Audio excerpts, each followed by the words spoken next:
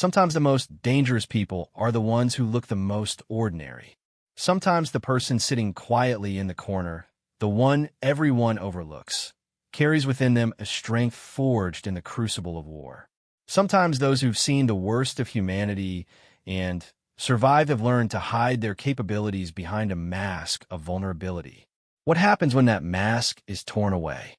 What happens when someone pushes too far, assumes too much, and discovers that the quiet person they've been tormenting isn't as helpless as they appear?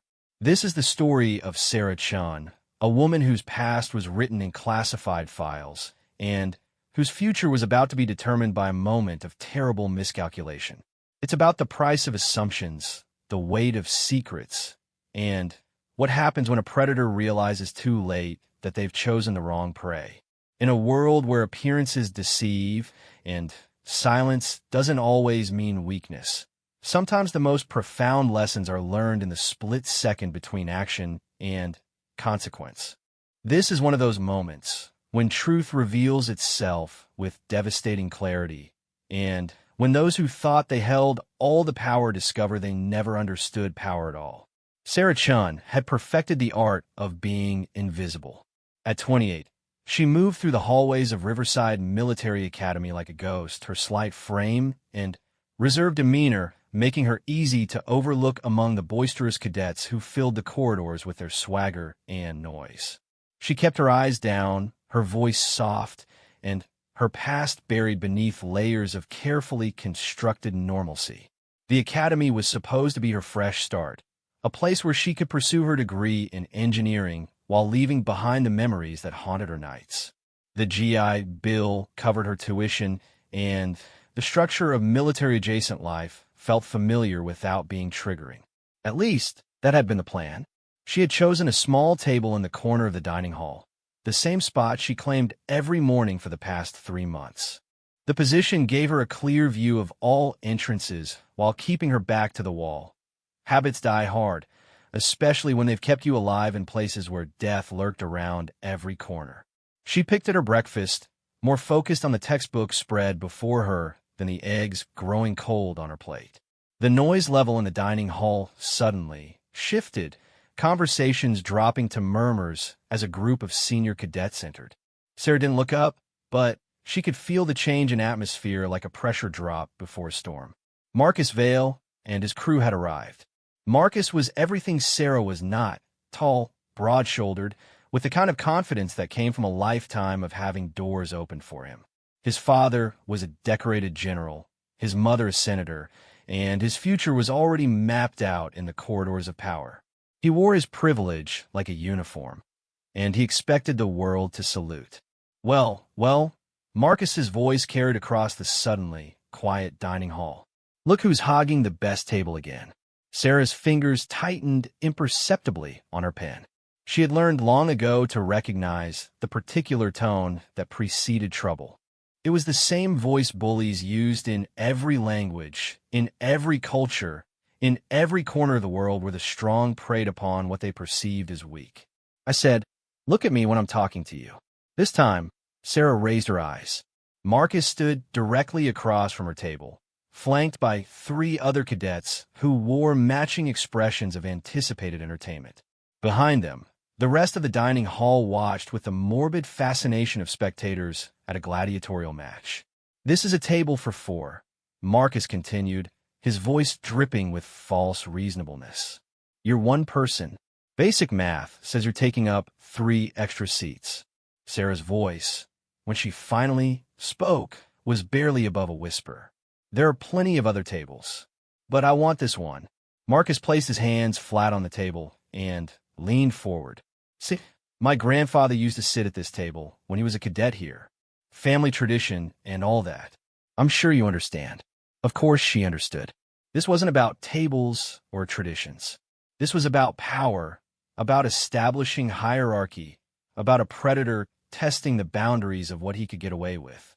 Sarah had seen it countless times, in boot camp, in forward operating bases, in the dark corners of the world where civilization wore thin. The details changed, but the dynamic remained constant. "I'll finish my breakfast and move," Sarah said, her tone carefully neutral. No, I think you'll move now. Marcus's smile never wavered, but something cold flickered in his eyes. Unless you're planning to make this difficult. Behind him, his friends shifted closer. Daniel Reeves, whose father owned half the defense contractors in the state. Anthony Kim, whose uncle sat on the Joint Chiefs' staff. Bobby Thornton, whose family tree was decorated with purple hearts and silver stars. Each of them carried themselves with the unshakable certainty that the world owed them whatever they decided to take. Sarah closed her textbook slowly, her movements deliberate and careful. To the watching crowd, it might have looked like capitulation.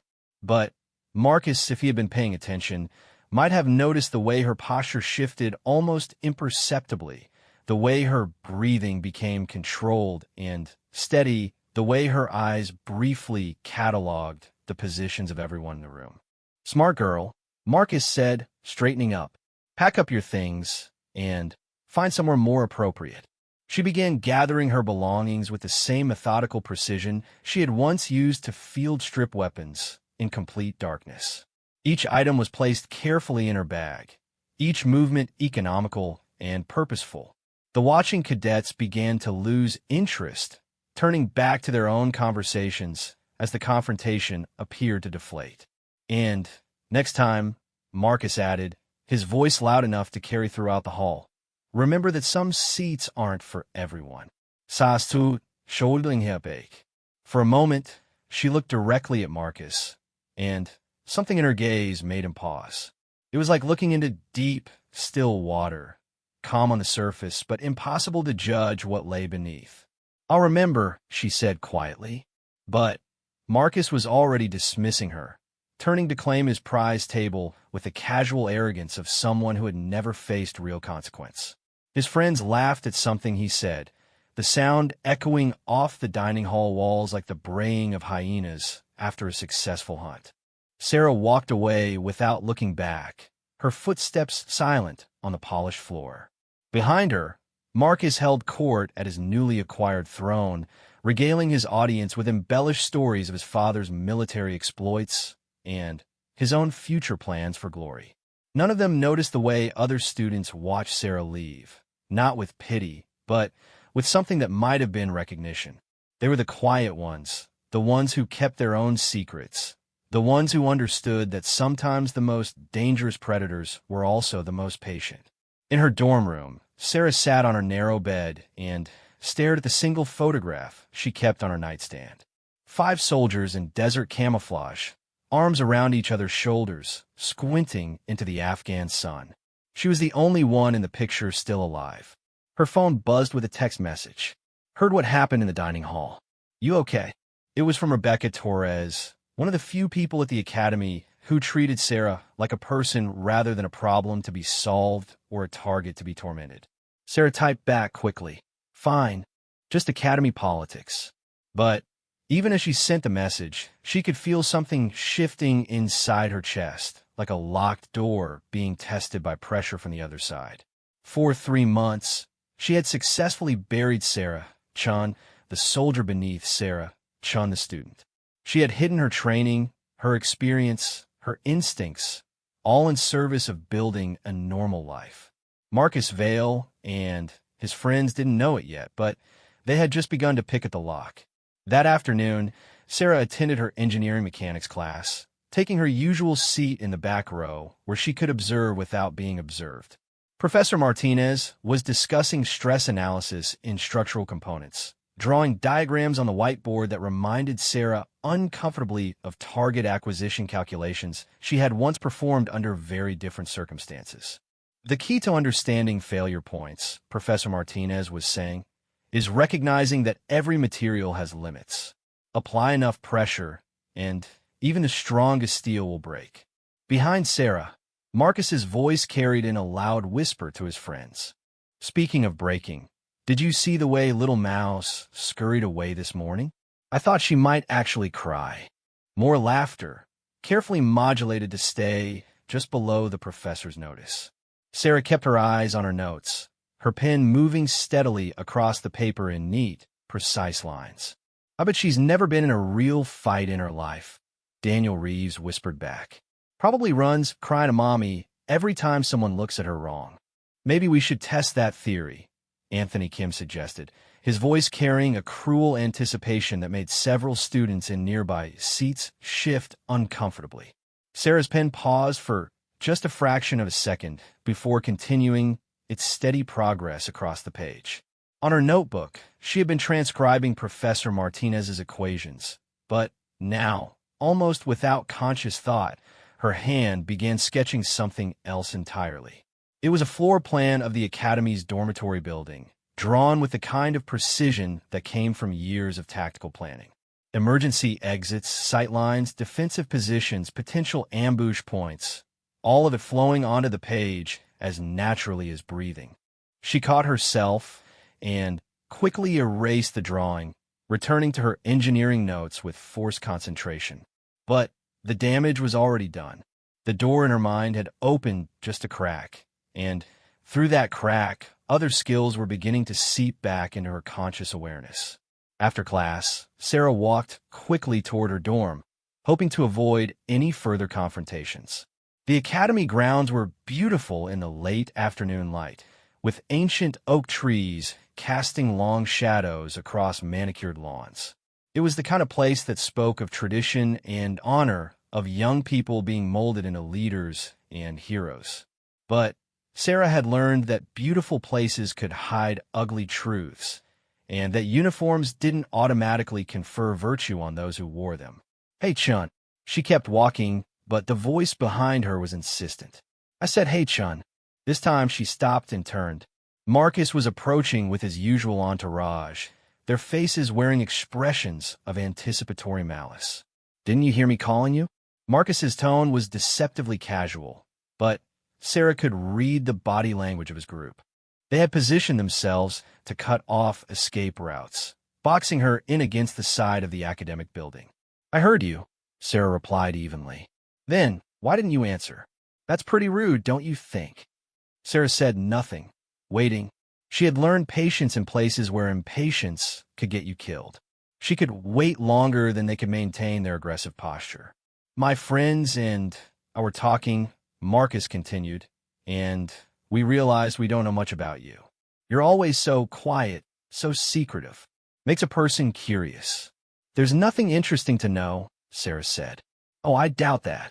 Marcus stepped closer, invading her personal space in a way clearly calculated to intimidate. "See, we've been asking around about you. Nobody seems to know where you came from before you showed up here. No social media presence, no old friends, no history. It's almost like you didn't exist before 3 months ago."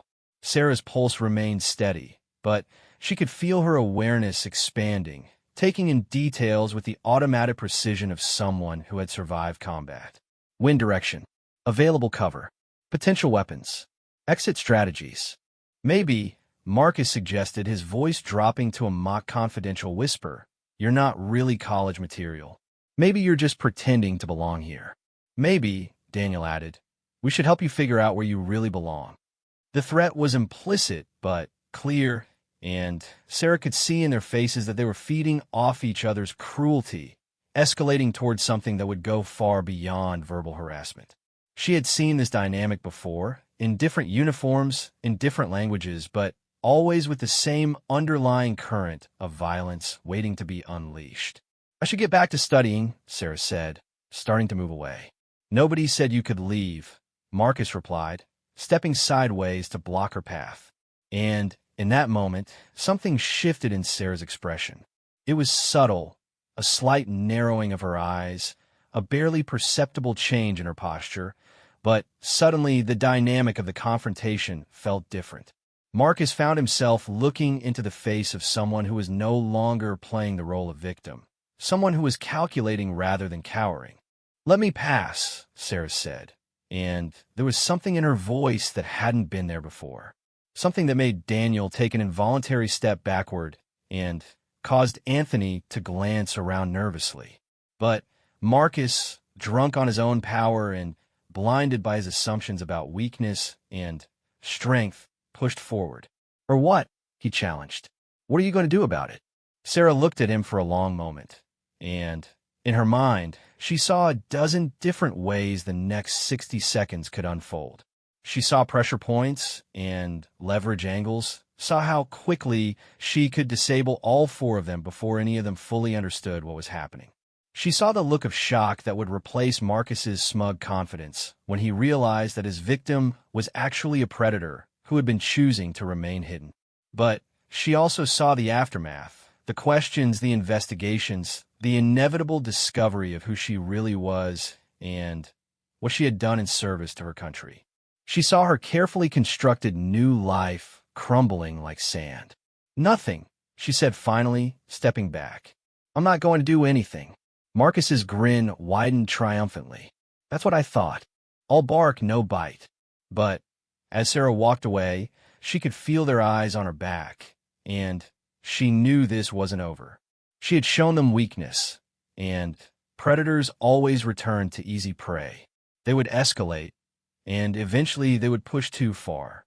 In her room that night, Sarah sat in the darkness and tried to meditate, a practice she had learned from a Buddhist monk in a Kabul monastery who had somehow maintained his peace in the middle of a war zone. But tonight, the calm wouldn't come. Instead, her mind kept cycling through tactical assessments, threat analyses, contingency plans. She opened her laptop and began typing an email to her former commander, then stopped and deleted it. She started to call her VA counselor, then hung up before it connected. There was no one she could talk to about this. No one who would understand the specific challenge of trying to be normal when normal had been trained out of you in the most effective ways possible. Outside her window, the academy grounds were peaceful under the starlight. Somewhere in the dormitories, Marcus Vale was probably celebrating his latest conquest with his friends, planning their next humiliation for the quiet girl who didn't fight back. He had no way of knowing that in a room not far from his own, that quiet girl was sitting in the dark, staring at hands that had once been classified as lethal weapons, trying to decide how much more she could take before something inside her snapped. The answer, as it turned out, was not much more at all. The escalation began 3 days later during the Academy's mandatory fitness assessment. Sarah had been dreading this moment since enrollment, knowing that her performance would inevitably draw attention. She had spent months deliberately underperforming in physical activities, always finishing in the middle of the pack, never standing out. But the formal assessment was different. It was recorded, measured, and would become part of her permanent academic record. The gymnasium buzzed with nervous energy as cadets prepared for their evaluations. Pull-ups, push-ups, distance running, obstacle course navigation, all the standard measurements of military readiness that Sarah could complete in her sleep. The challenge was doing poorly enough to maintain her cover without failing entirely. She had positioned herself near the end of the line, hoping to observe the expected performance levels before her own turn came.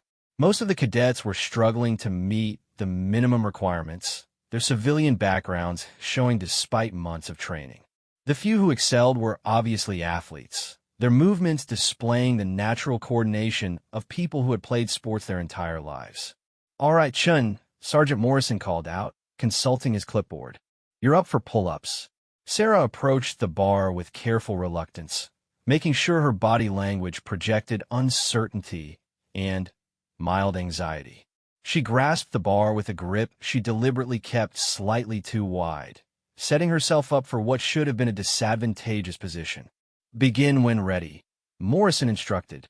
Sarah pulled herself up slowly, making sure to show visible strain. 1, 2, 3. She could feel the eyes of her classmates on her, some encouraging, others indifferent. By the time she reached 8 repetitions, she was genuinely feeling the effort of holding back her true capabilities. Her body wanted to continue, muscle memory and years of training demanding she complete at least 20 perfect repetitions. Instead, she struggled through 2 more before dropping from the bar with what she hoped looked like exhausted relief. 10 repetitions, Morrison noted on his clipboard. "Not bad, Chun. About average for your body weight." Sarah nodded gratefully, playing the role of someone pleased to have merely passed. But as she stepped away from the pull-up station, she caught sight of Marcus and his friends watching her with expressions of calculating interest. Interesting, Marcus murmured to Daniel, not bothering to lower his voice. Little Mouse is stronger than she looks. Maybe she's been hiding more than we thought, Anthony replied. Sarah continued to the next station, but she could feel their attention like a weight on her shoulders. She had made a mistake. Even her deliberately mediocre performance had been too good, too controlled. Someone with her slight build should have struggled more, should have shown less technical proficiency in her form. The running portion of the assessment was even more challenging to navigate. Sarah's natural pace could easily outrun every cadet in the academy, but she forced herself to maintain a steady jog that kept her in the middle of the pack. Her breathing remained controlled, her stride efficient but unremarkable. She crossed the finish line with what appeared to be appropriate exhaustion, though in reality, she felt like she had barely warmed up. Respectable time, Chun, Sergeant Morrison noted. You've been training. Just trying to keep up, Sarah replied, accepting the bottle of water he offered. But Marcus was there before she could escape to the locker room, his presence blocking her path with casual authority. Interesting performance out there, he said, his tone conversational but his eyes sharp with speculation. You know, for someone who acts like such a victim, you're in pretty good shape. I grew up on a farm, Sarah said, the lie coming easily. Lots of manual labor. Is that so? Marcus stepped closer, and Sarah could smell his cologne mixed with sweat. What kind of farm? The question was clearly a trap, designed to catch her in inconsistencies. Sarah had prepared for this possibility, constructing a detailed fictional background that would explain her capabilities without revealing the truth. Grain and livestock in Iowa, she replied. My family's been farming the same land for 3 generations. Iowa, Marcus repeated as if testing the word. Funny thing about farm girls. They usually know how to fight back when someone pushes them around. Sarah said nothing, but she could see where this was heading. Marcus was building towards something, constructing a justification for escalation. Maybe you're not as helpless as you pretend, he continued. Maybe you're playing some kind of game. I'm just trying to get through school, Sarah said quietly. Are you? Marcus's voice carried a new edge of suspicion. Because from where I'm standing, it looks like you might be laughing at us behind that quiet little act of yours. Before Sarah could respond, Sergeant Morrison's voice boomed across the gymnasium. All right, people, assessment's over. Hit the showers and report to afternoon classes. The crowd of cadets began to disperse, but Marcus lingered, his gaze fixed on Sarah with unmistakable hostility. This conversation isn't over, he said, finally stepping aside to let her pass. Sarah walked to the locker room on unsteady legs, not from physical exertion, but from the effort of maintaining her facade. Each interaction with Marcus was like walking through a minefield, requiring constant vigilance to avoid triggering an explosion that would destroy everything she had worked to build. In the shower, she stood under the hot water and tried to wash away the growing sense of inevitability.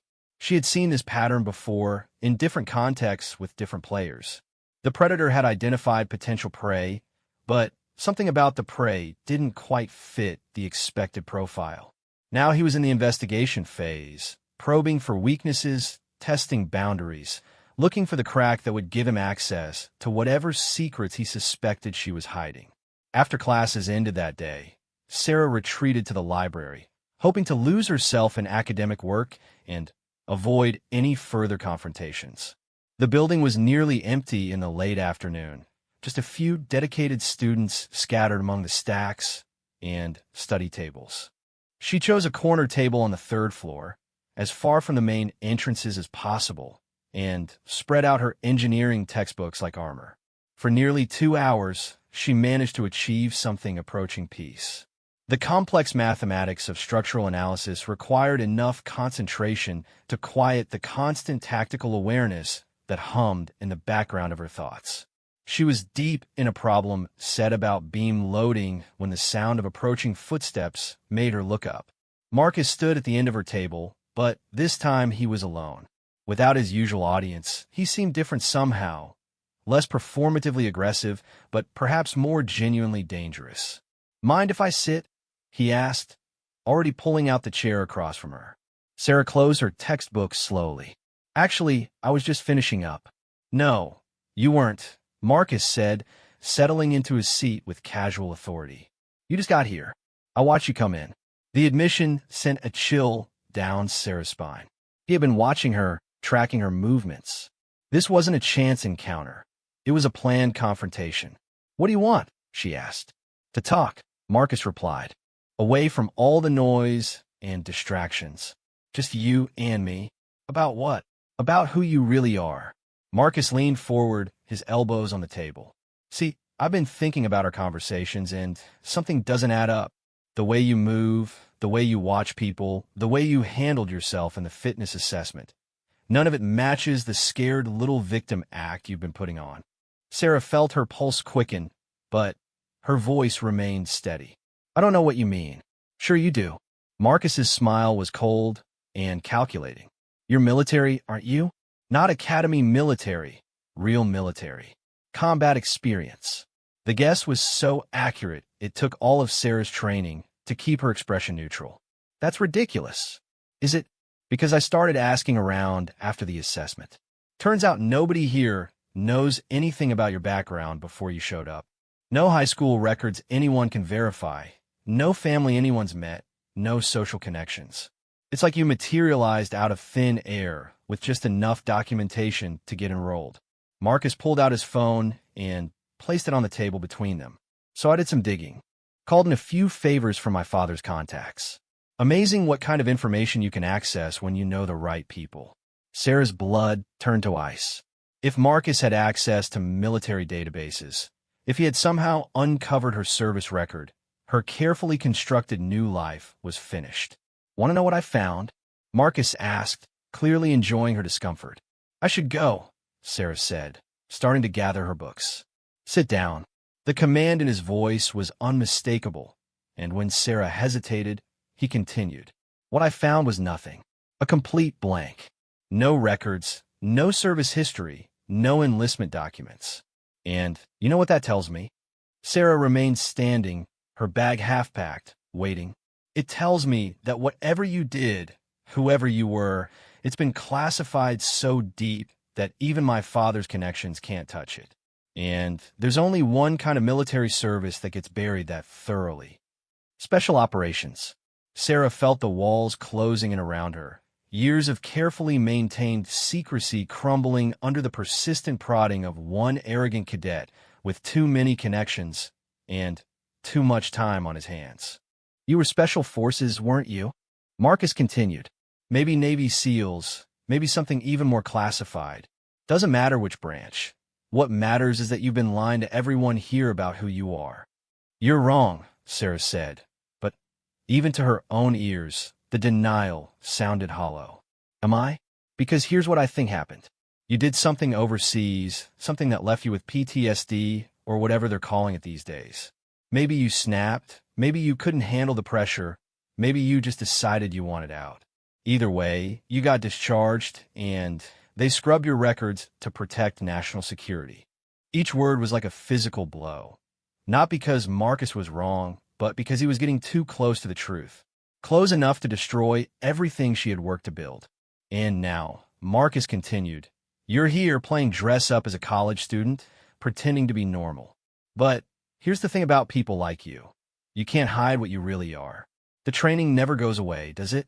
The instincts, the awareness, the constant calculation of threats and responses."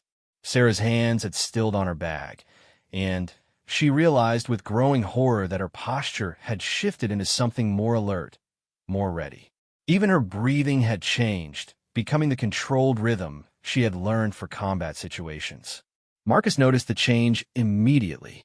"There it is," he said with satisfaction. "There's the real you, just beneath the surface. I wonder what would happen if someone pushed you hard enough to bring it all the way out." "Leave me alone," Sarah said, her voice dropping to a dangerous whisper. "Or what? You'll hurt me." Marcus laughed, but there was a nervous edge to it now. "Go ahead and try." I'd love to see what happens when a fake college student assaults a cadet from a military family. How long do you think your little masquerade would last under that kind of scrutiny? The trap was perfect, and they both knew it. Any physical response from Sarah would lead to exactly the kind of investigation that would expose her true identity. Marcus had found the one vulnerability in her armor, her desperate need to remain hidden. "I'm going to make you a deal," Marcus said, leaning back in his chair with a satisfied air of someone who had just won a chess match. "You do exactly what I say when I say it, and I'll keep your little secret. Think of me as your commanding officer. And if I refuse, then I start making phone calls. I may not be able to access your classified files, but I can certainly make enough noise to bring you to the attention of people who can. How long do you think it would take for them to find you once they knew where to look?" Sarah stood frozen, caught between impossible choices. Submit to Marcus's demands and become his personal victim, or resist and watch her new life burn down around her. Either path led to destruction. The only question was whether it would be slow or fast. "I need time to think," she said finally. "You have until tomorrow morning," Marcus replied, standing and pocketing his phone. "Meet me on the roof of Fletcher Hall at midnight. We'll discuss the terms of our new arrangement." He walked away without looking back, leaving Sarah alone among the dusty stacks with the weight of her past pressing down like a physical force.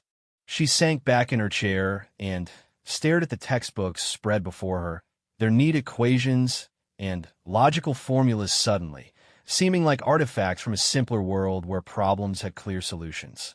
That night, Sarah lay in her narrow dorm bed and stared at the ceiling, her mind cycling through options and finding only dead ends. She could run, disappear again, start over somewhere new. But the VA benefits that paid for her education were tied to her current identity, and without them, she had no resources, no prospects, no future beyond whatever minimum wage work she could find with her manufacturer background. She could fight, not physically but legally officially, report Marcus's harassment, and hope the Academy's administration would take action. But that would inevitably lead to questions about her background, investigations that would uncover exactly what Marcus had threatened to expose. Or she could submit, become Marcus's victim, and hope that his sadistic games would eventually grow boring. But she had seen enough bullies to know that they rarely grew bored. They simply escalated until their victims broke or fought back.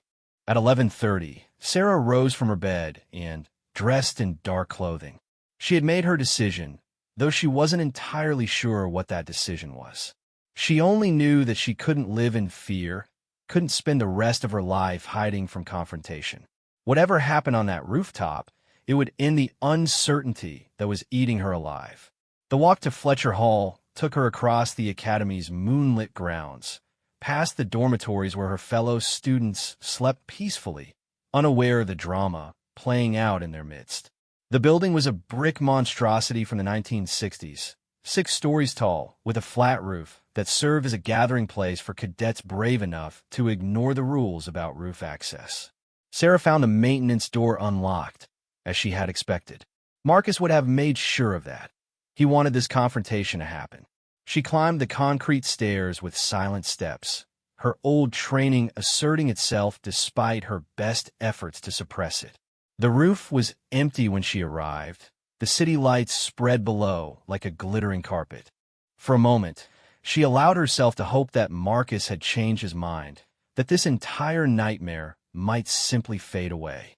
Then, she heard footsteps behind her, multiple sets, and turned to see Marcus approaching with Daniel, Anthony, and Bobby flanking him in a loose semicircle.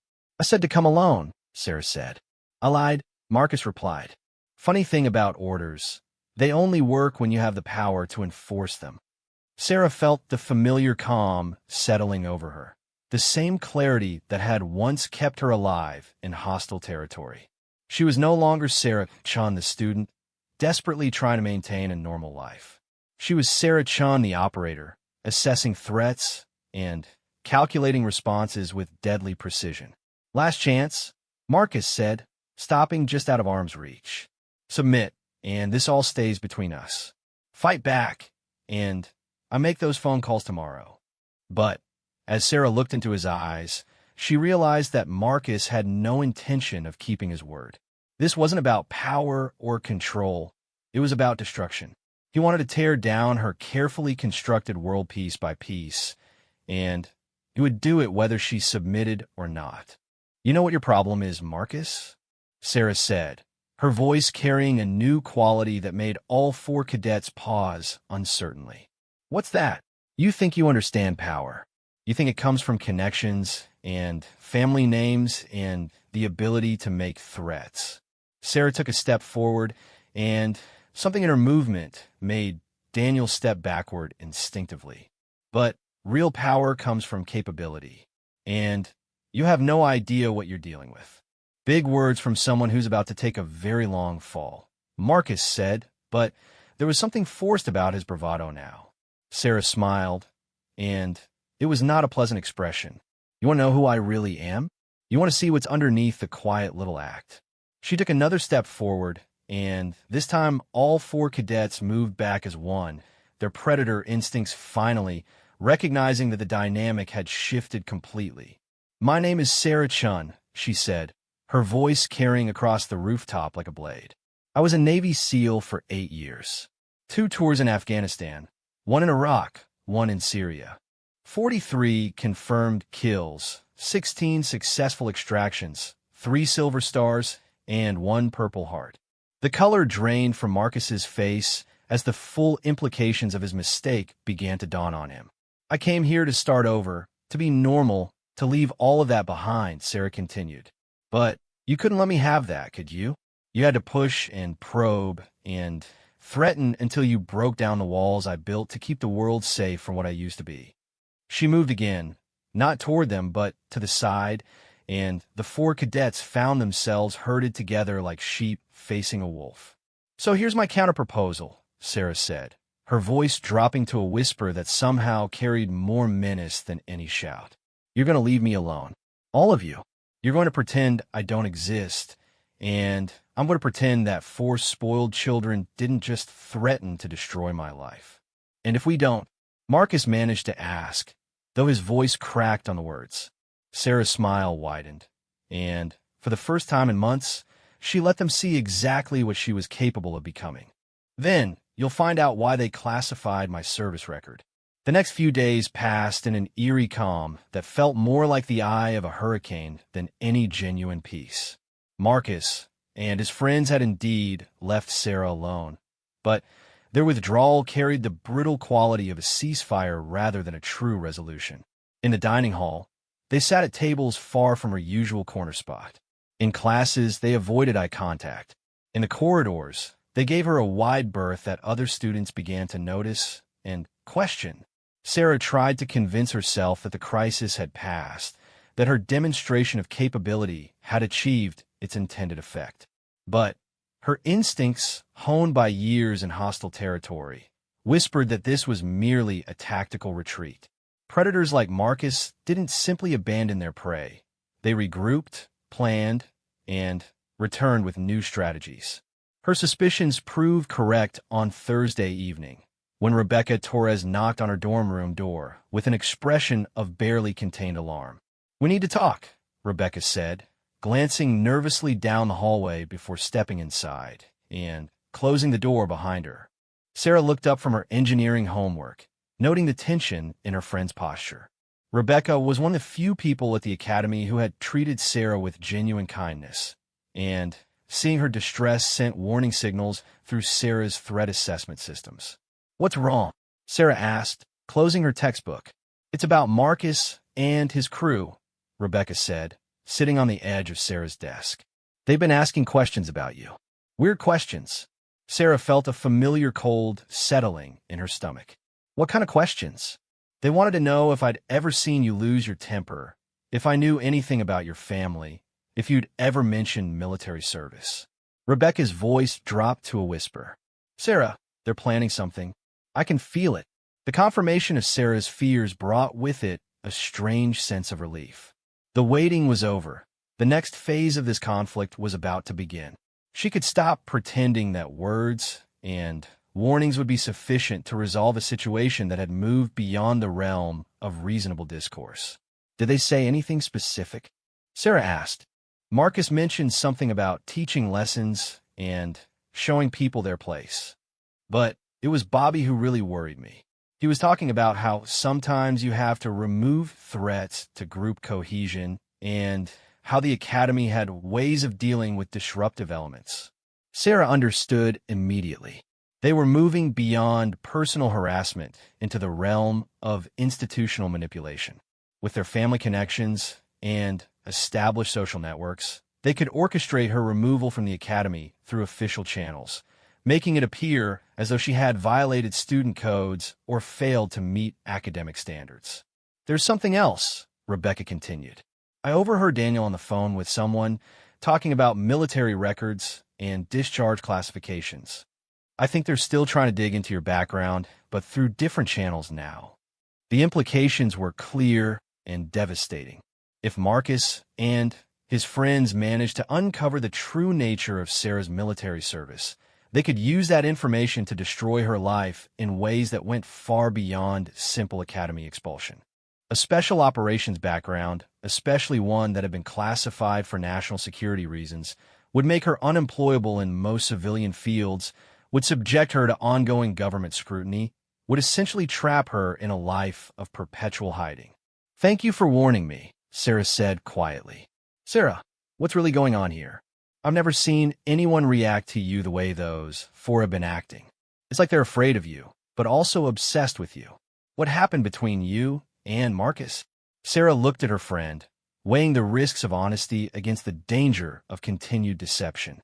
Rebecca had earned her trust through months of genuine friendship, but the truth about Sarah's past would inevitably change how Rebecca saw her, would transform their relationship into something guarded and artificial. I can't tell you everything, Sarah said finally, but I can tell you that Marcus made some assumptions about me that turned out to be wrong. Now he's trying to prove he was right all along, even if it destroys both of us in the process. Rebecca studied Sarah's face with a perceptive intelligence that had made her one of the academy's top students.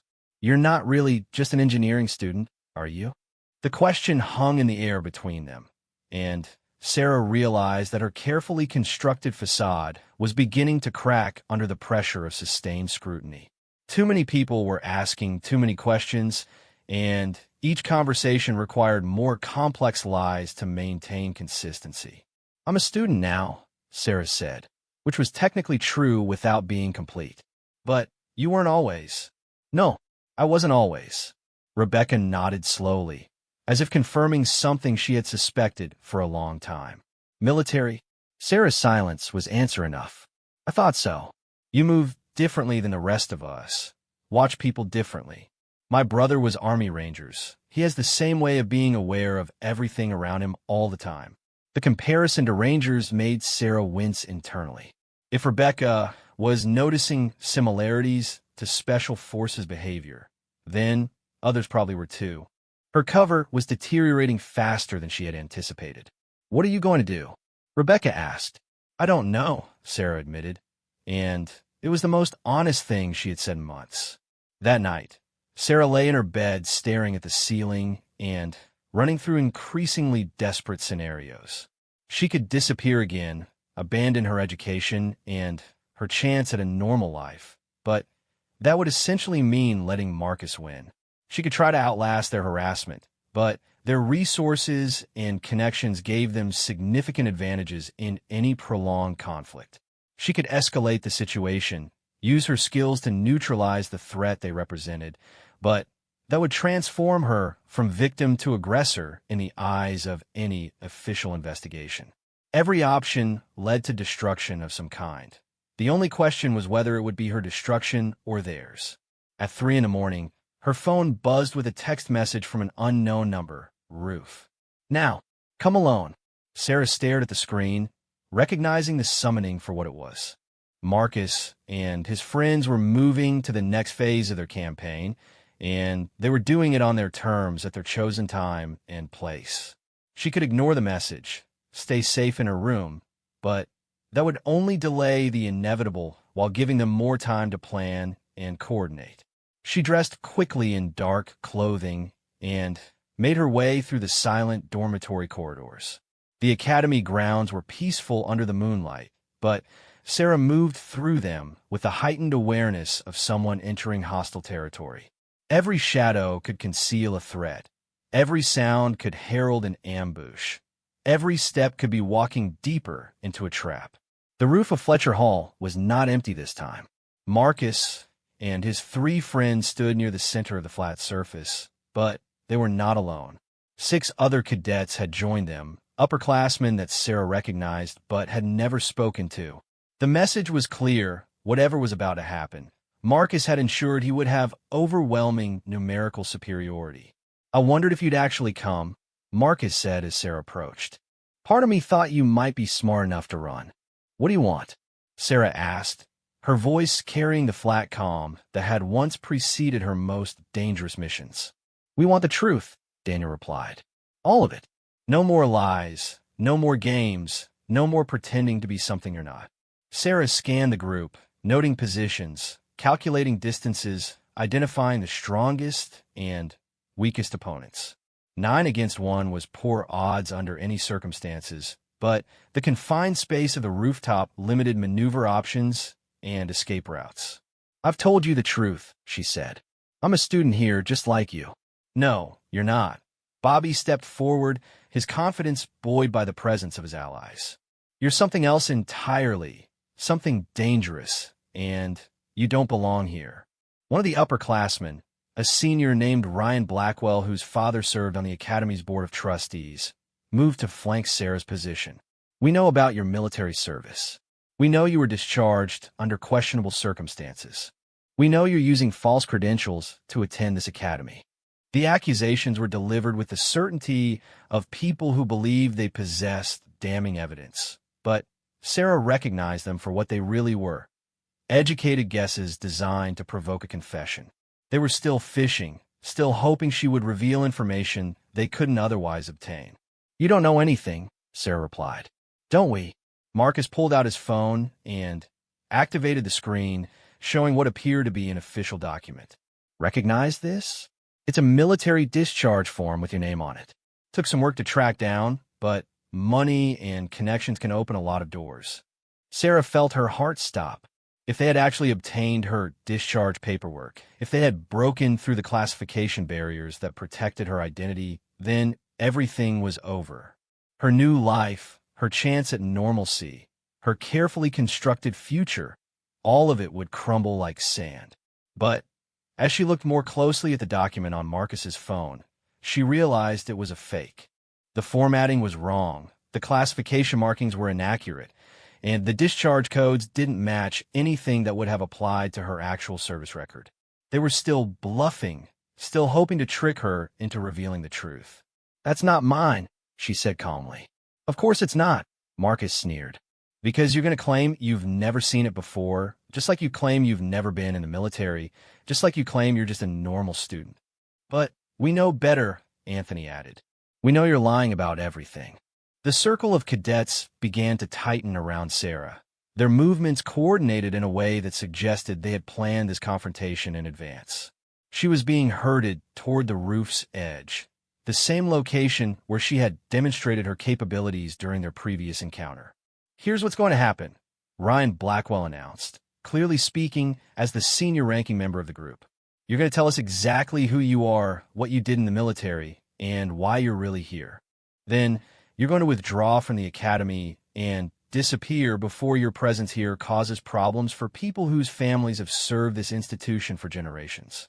"And if I refuse?" Sarah asked, though she already knew the answer. "Then we make the decision for you," Bobby replied, his voice carrying an ugly satisfaction. "Accidents happen all the time on academy grounds.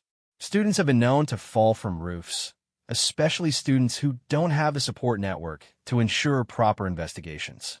The threat was delivered with casual brutality, and Sarah realized that the situation had moved far beyond harassment or intimidation. These 9 young men had convinced themselves that she represented a genuine threat to their worldview, their social order, their sense of natural superiority. They weren't planning to humiliate her or drive her away. They were planning to eliminate her entirely. "Last chance," Marcus said, pulling a knife from his jacket pocket. "Tell us the truth, or we'll make sure you never tell anyone anything ever again." The appearance of the weapon transformed the confrontation from assault into attempted murder, and, with it, Sarah felt the last restraints on her behavior snap like overstressed cables. These weren't misguided young men making poor choices. They were predators who had escalated to lethal force, and they had given her explicit legal and moral justification for responding in kind. "You want to know who I really am?" Sarah asked, her voice dropping to the whisper that had once preceded death in dark corners of the world. She moved. The first cadet went down before he realized the fight had started. Sarah's strike to his solar plexus, dropping him to his knees and leaving him gasping for air that wouldn't come. The second tried to grab her from behind and found himself sailing through the air to land hard on the concrete roof. The third managed to throw a punch that Sarah avoided by millimeters before her counterattack sent him staggering backward with a broken nose. Years of muscle memory and training took over, transforming Sarah from hunted prey into apex predator. She moved between her opponents like a dancer, never where they expected her to be, always one step ahead of their attacks, turning their superior numbers into a liability as they interfered with each other's attempts to reach her. Marcus charged forward with his knife, the blade gleaming in the moonlight, and found his weapon stripped from his hand so quickly that he barely registered the movement. A moment later, he was on the ground with Sarah's knee against his throat and his own knife pressed against his jugular. "My name," Sarah said, her voice carrying across the suddenly silent rooftop, "is Lieutenant Sarah Chun, United States Navy SEALs. I served 8 years in special operations, conducting classified missions in 4 different theaters of operation. I have been trained to kill with every weapon ever manufactured, and quite a few that haven't been. I can speak 6 languages, survive in any environment on Earth, and disappear so completely that the most sophisticated intelligence agencies in the world would never find me." The remaining cadets stood frozen, finally, understanding the magnitude of their miscalculation. "I came here to be normal," Sarah continued, increasing the pressure on Marcus's throat just enough to make him struggle for air. "To get an education, build a life, become someone other than a weapon pointed at America's enemies. But you couldn't let me have that. You had to push and probe and threaten until you dragged the monster back to the surface." "Please," Marcus gasped, his earlier arrogance replaced by raw terror. "I gave you warnings," Sarah said. "I showed you mercy. I tried to resolve this without violence. But you kept escalating, kept pushing, until you forced me to become what I used to be." She leaned closer, her voice dropping to a whisper that only Marcus could hear. "So congratulations. You've succeeded in discovering who I really am. I hope it was worth it." For a long moment that felt like hours, the only sound on the rooftop was Marcus's labored breathing and the distant hum of traffic from the city below. Sarah knelt over him with the blade at his throat, her face a mask of professional calm that was somehow more terrifying than any expression of rage could have been. The other cadets stood paralyzed, finally understanding that they were in the presence of someone who had killed before and would not hesitate to kill again. "Here's what happens next," Sarah said, her voice carrying the authority of someone accustomed to giving orders in life-or-death situations. "You're going to get up, walk away, and never speak to me again. You're going to withdraw your harassment, cease your investigations, and pretend I don't exist. You're going to tell everyone who asks that this was all a misunderstanding, that you were wrong about me, that there's nothing interesting about the quiet engineering student." She pressed the knife just hard enough to draw a thin line of blood from Marcus's throat, making him flinch and whimper. "And if you ever threaten me again, if you ever try to expose my background, if you so much as look at me wrong in the dining hall, I will end you. Not hurt you, not frighten you, not teach you a lesson. I will end your life as efficiently and quietly as I ended the lives of terrorists in 3 different countries." Marcus tried to nod, but the blade against his throat made the movement impossible. Yes, he whispered. I understand. Do you? Sarah asked. Because I don't think you comprehend what you've unleashed here. For 3 months, I've been fighting every instinct, suppressing every response, denying every impulse that kept me alive in combat. I've been pretending to be weak when I'm strong, pretending to be helpless when I'm lethal, pretending to be normal when I'm a weapon designed by the United States government to kill people like you. She stood slowly, keeping the knife trained on Marcus while her peripheral vision tracked the positions of his allies. None of them had moved to help their leader, too shocked by the speed and efficiency of her violence to process what was happening. You want to know who I really am, Sarah continued. You wanted to strip away my disguise and expose my secrets. Congratulations, you've succeeded. But now you have to live with the knowledge of what you've awakened. Bobby Thornton, nursing what was probably a concussion from his impact with the concrete, managed to find his voice. You can't just attack people. There are laws, consequences. The academy will expel you. The police will arrest you. Sarah's laughter was like broken glass. The police? You want to call the police and explain how 9 armed cadets cornered 1 unarmed woman on a deserted rooftop at midnight? You want to tell them about your plans to make me disappear before I could cause problems for your families? She gestured toward the scattered forms of the cadets she had disabled. Look around you, Bobby. Look at what I did to 9 men with military training, armed with knives, who had planned this ambush in advance. Do you really think civilian police officers would fare better? The implication was clear and chilling. Sarah wasn't just threatening Marcus and his friends. She was demonstrating that she existed outside the normal systems of law and order, that she operated by different rules in a different world where violence was the ultimate arbiter of disputes. Besides, she continued, what evidence do you have? A security camera that shows you attacking me and me defending myself? Witnesses who would testify that you threatened to kill me before I fought back?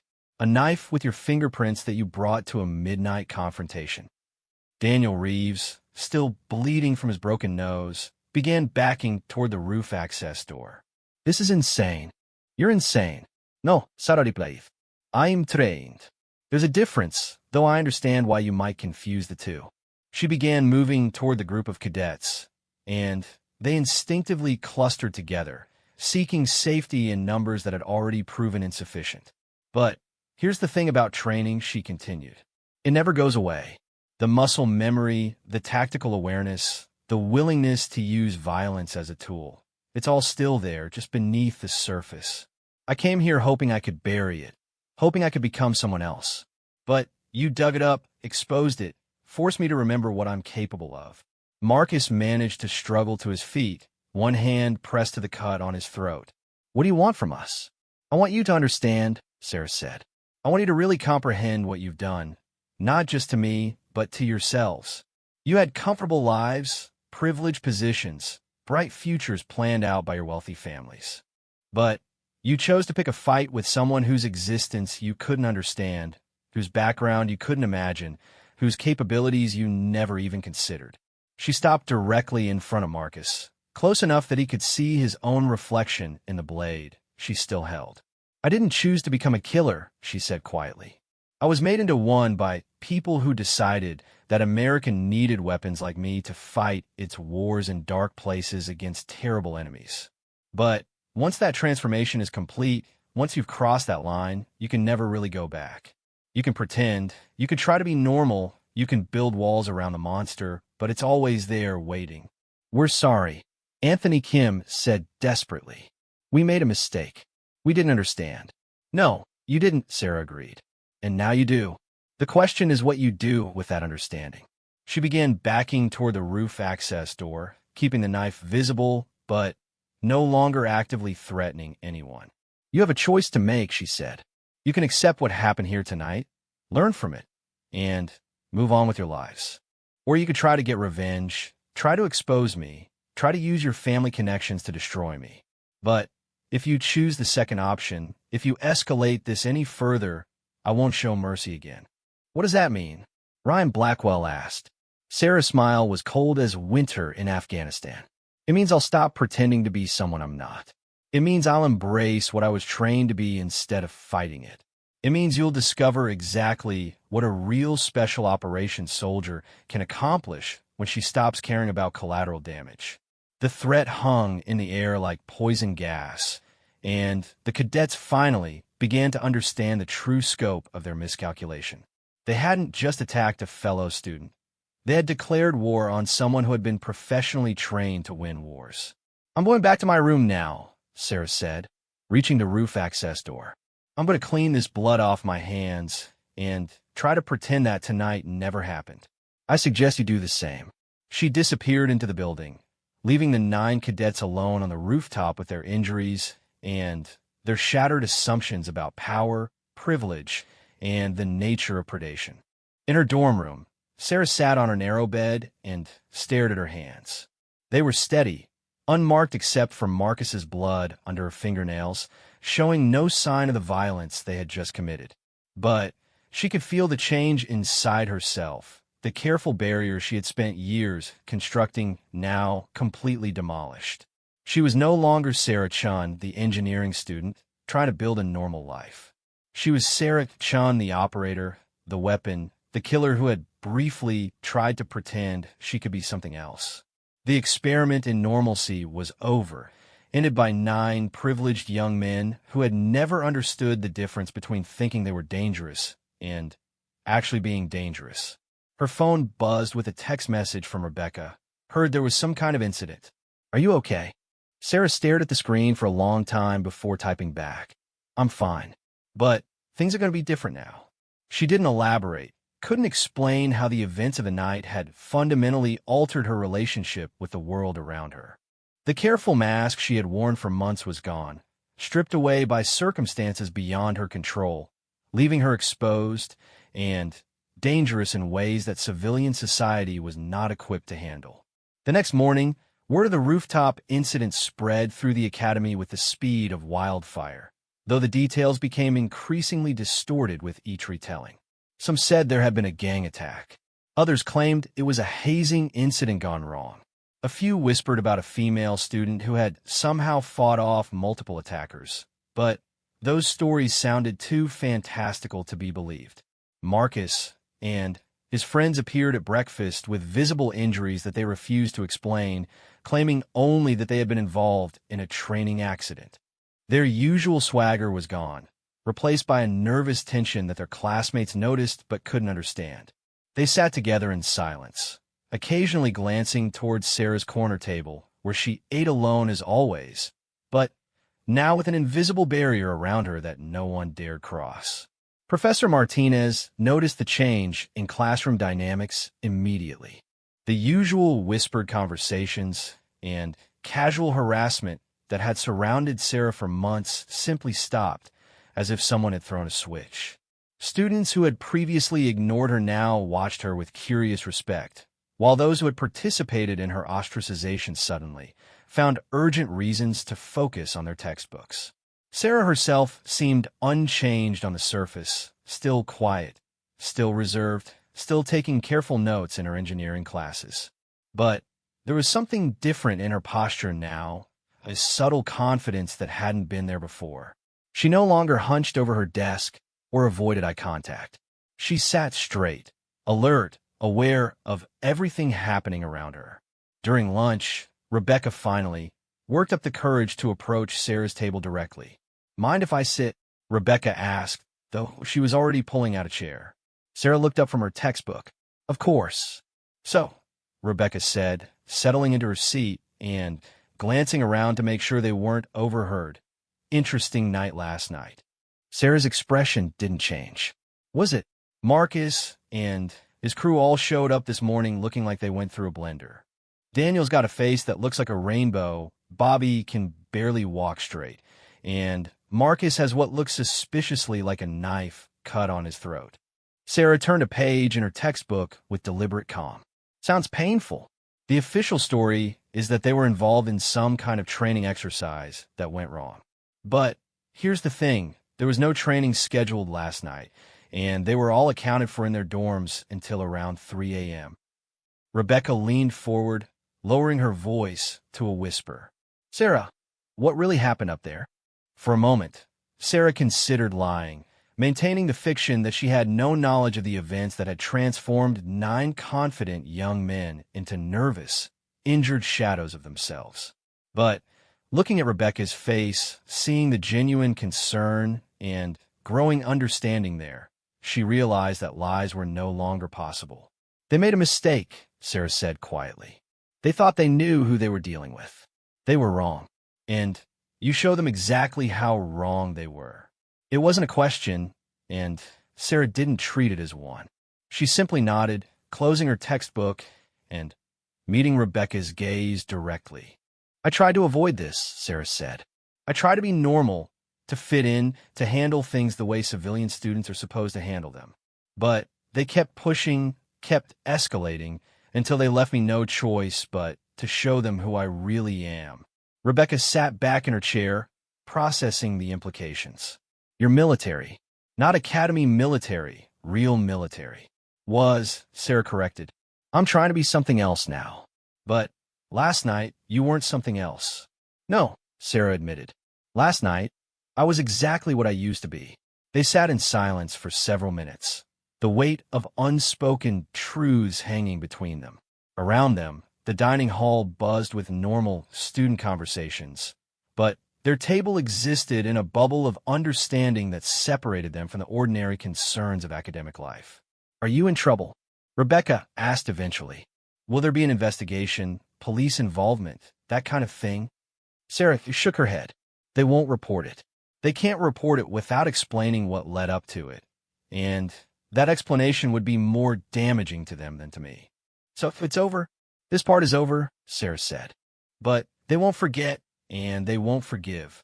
They'll just be more careful about how they come to me next time. Rebecca frowned. Next time? After what you did to them? People like Marcus don't learn from defeat, Sarah explained. They learn from it only how to be more effective in their next attack. Right now, they're probably regrouping, planning, figuring out how to use institutional power instead of physical intimidation.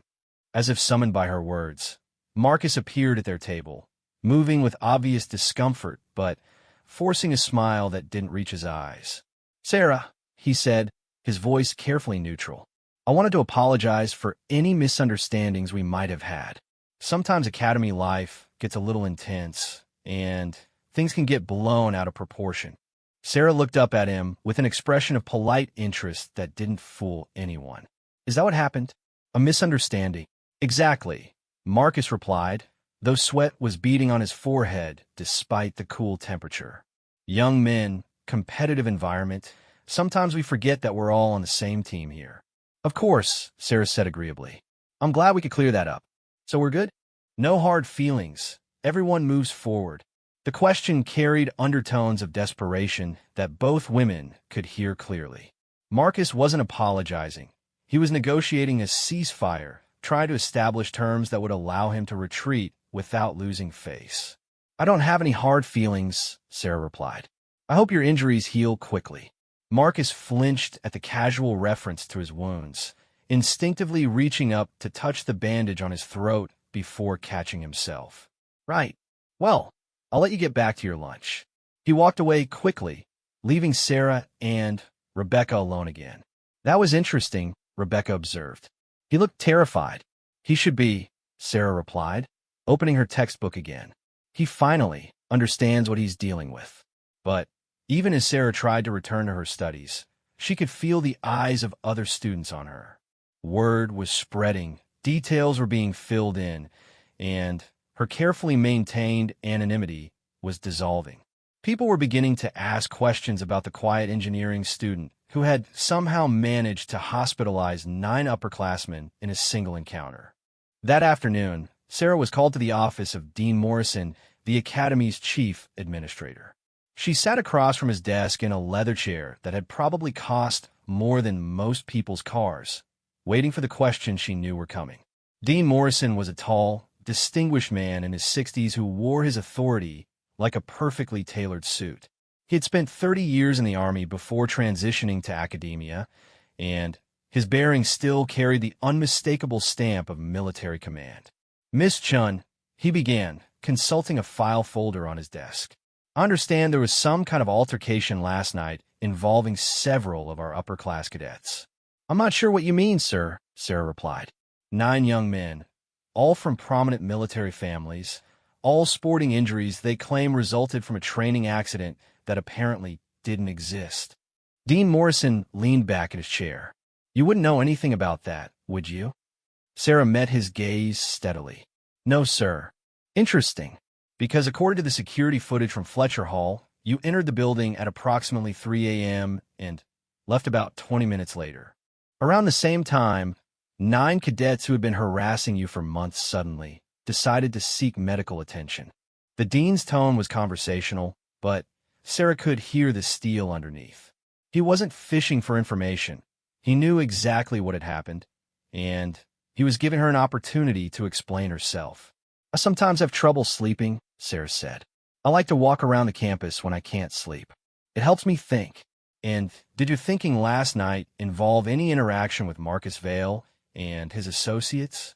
Sarah considered her options. Lying to a military officer was generally a poor choice, but telling the truth would open doors she wasn't ready to have opened. I may have encountered them during my walk, she said carefully. If so, the interaction was brief and unremarkable. Dean Morrison smiled, and it was not an entirely pleasant expression. Miss Chun, I've been in the military for over 3 decades. I've served in combat zones, commanded special operations units, and dealt with every kind of soldier the United States military produces. When I look at you, I don't see a college student. I see someone who has been to war. The accuracy of his assessment hit Sarah like a physical blow. If the dean could read her so easily, how many others had already seen through her disguise? I don't know what you mean, sir, she repeated, but the words sounded hollow even to her. Your service record has been classified so deeply that my normal channels can't access it, Dean Morrison continued. That tells me you were involved in operations that most people don't even know exist. It also tells me that someone very powerful wanted your background hidden. He leaned forward, his voice taking on a more serious tone. Here's my problem, Miss Chun. 9 cadets from influential families are claiming they were attacked by an unknown assailant. But I know those boys know their capabilities and their limitations. There's no way a random attacker could have done that much damage to all of them without suffering injuries of their own. Sarah remained silent, waiting.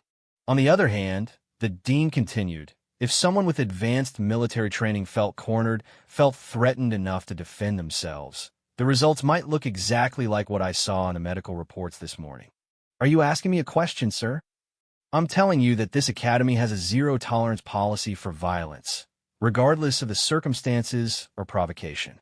But I'm also telling you that I understand the difference between aggression and self-defense. Dean Morrison closed the file folder and set it aside. Marcus Vale's father called me this morning. He's very concerned about his son's safety, wants assurances that the academy is taking appropriate steps to protect students from dangerous elements. I see. He also mentioned that he's been conducting his own investigation into your background, using resources that probably violate several federal laws. Apparently, he's not satisfied with the official explanation for your presence here. The implications were clear. Marcus's family was escalating beyond the academy's jurisdiction, bringing in external resources to continue their campaign against her. The conflict was expanding in exactly the way Sarah had hoped to avoid. What do you recommend, sir? Sarah asked. I recommend, Dean Morrison said, that you be very careful. The Vale family has significant influence in military and political circles. If they decide you represent a threat to their son's future, they have the resources to make your life very difficult. He stood up, signaling that the meeting was ending. I also recommend that you remember that violence, even in self-defense, has consequences. The next time you feel cornered, consider whether there might be other options available to you. Yes, sir. As Sarah reached the door, the dean's voice stopped her. Miss Chun, for what it's worth, I think those boys got exactly what they deserved. But be careful not to let past training dictate future choices. Civilian life operates by different rules. I understand, sir. But as Sarah walked back to her dorm, she wondered if she really did understand.